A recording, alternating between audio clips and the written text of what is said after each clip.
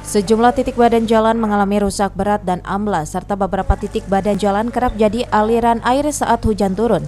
Akibat kondisi ini, kendaraan yang melintas pun menjadi terhambat karena harus melaju kendaraannya dengan perlahan.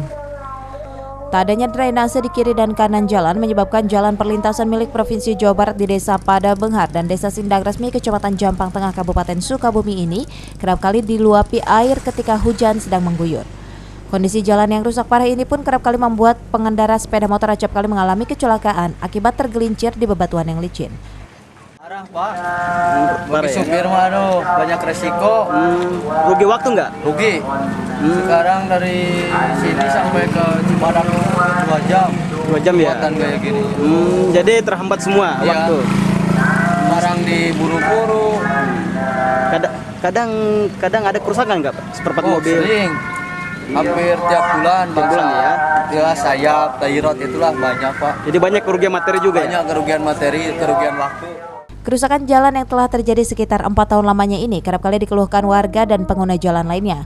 Namun entah mengapa hingga saat ini pemerintah Provinsi Jawa Barat masih belum juga melakukan perbaikan atas kerusakan parah jalan ini. Kami sangat mohon sekali kepada dinas terkait, kepada pemerintah provinsi agar jalan yang ada di wilayah Desa Padabenghar, yaitu jalan provinsi ini, agar segera ada perbaikan Pak. Jalan yang rusak ini merupakan jalan milik pemerintah Provinsi Jawa Barat yang menghubungkan kota Sukabumi dengan 7 kecamatan di Kabupaten Sukabumi dan juga jalan utama menuju Taman Nasional Geopark Ciletuh. Warga sekitar dan pengguna jalan berharap pemerintah Provinsi Jawa Barat bisa segera memperbaiki lintasan jalan sepanjang 5 km ini.